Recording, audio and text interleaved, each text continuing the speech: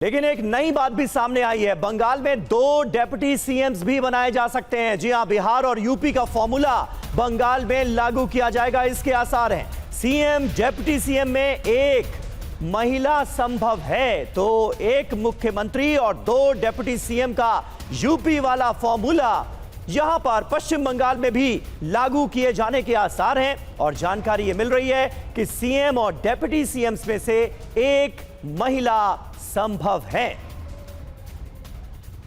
तो ये तस्वीरें आपको दिखा रहे हैं उस जगह की जहां पर विधायक दल की मीटिंग होनी है और विधायक दल की बैठक में बंगाल का अगला मुख्यमंत्री कौन होगा ये तय हो जाएगा। और हमारे साथ इस वक्त हमारे दोस्त सहयोगी कोलकाता से मौजूद हैं। कोलकाता के कन्वेंशन सेंटर से विपिन चौबे हमारे साथ मौजूद हैं और हमारे सहयोगी रविशंकर दत्ता भी वहां पर मौजूद हैं। दोनों का रुख करेंगे। सबसे पहले रवि, मैं आपके पास आऊंगा। बहुत बड़ा मौका है, भारतीय जनता पार्टी के पहले मुख्यमंत्री का नाम पश्चिम बंगाल के वो सामने आने जा रहा है। किस तरह की तैयारियां, किस तरह के आसार, और एयरपोर्ट से जो तस्वीरें सामने आई, शुभेंदु अधिकारी जिस तरह से अमित शाह को रिसीव करने पहुंचे और अमित शाह ने जिस तरह से शुभेंदु अधिकारी की पीठ थपथपाई, उससे एक मैसेज तो मिल रहा है। क्या रीड कर पाए आप?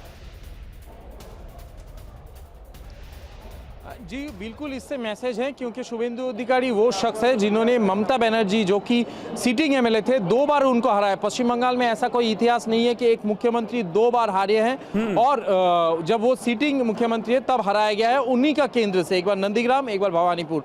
तो जितने भी सारे नाम उठ रहे हैं मुख्यमंत्री के तौर पे, संभव मुख्यमंत्री के तौर पे, उससे सबसे ज़्यादा पहले का नाम जो है शुभेंदु अधिकारी का है। लेकिन समीक भट्टाचार्य का भी नाम आ रहा है, इसके साथ साथ अग्निमित्रा पॉल का नाम आ रहा है डिप्टी सीएम के तौर पे, और एक डिप्टी सीएम हो सकते हैं, एक पुरुष एक महिला।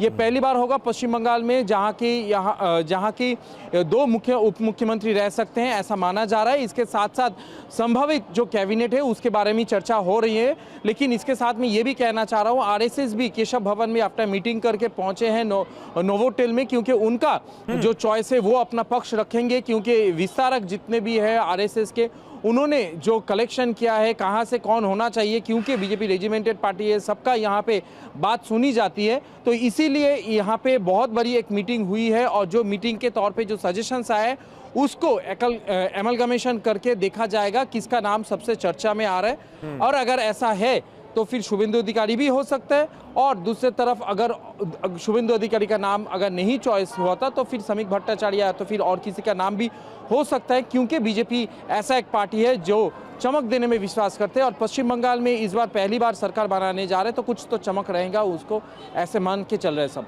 बिल्कुल बिल्कुल रवि, बने रहे आप हमारे साथ। विपिन चौबे हमारे सहयोगी भी हमारे साथ मौजूद हैं। विपिन, आपके पीछे तो अच्छी खासी हलचल भी नजर आ रही है। तमाम कार्यकर्ता टकटकी लगाकर इंतजार कर रहे होंगे कि किसके नाम का ऐलान होता है। वहां से क्या हलचल आप हमारे दर्शकों तक पहुंचा सकते हैं?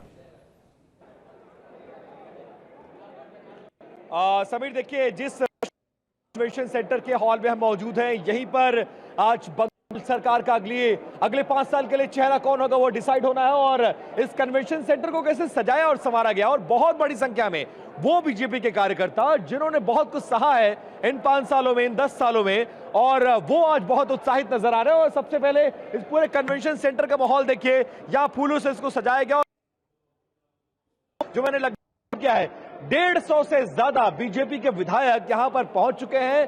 टोटल 207 संख्या में है, लेकिन टेक्निकली 206 है, क्योंकि 2 सीट पर शुभेंदु अधिकारी जीत कर आए हैं। बड़े चेहरे जो बंगाल बीजेपी के हैं वो इस वक्त नोवोटेल होटल में मौजूद है, कुछ पार्टी ऑफिस में मौजूद है। लगभग आधा दर्जन से ज्यादा यहां पर सांसद भी मौजूद है, और सबकी निगाहें गेट की तरफ है। वो गेट भी आपको दिखाता हूं, जरा इधर आइए।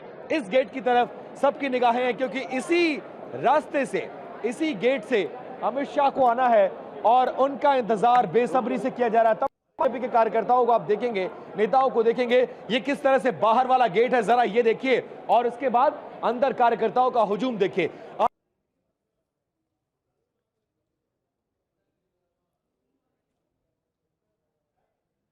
विपिन चौबे हमारे संवाददाता इस वक्त मौजूद हैं कोलकाता में उस कन्वेंशन सेंटर में जहां पर बीजेपी विधायक दल की बैठक होनी है और सीएम के नाम पर फैसला लिया जाना है। आसार कुल मिलाकर यही हैं और ताजा खबरें यही आ रही हैं सोर्सेस के हवाले से कि बिहार और यूपी का फॉर्मूला पश्चिम बंगाल में भी लागू हो सकता है, यानी एक सीएम और 2 डिप्टी सीएम के फॉर्मूले पर बीजेपी अमल कर सकती है।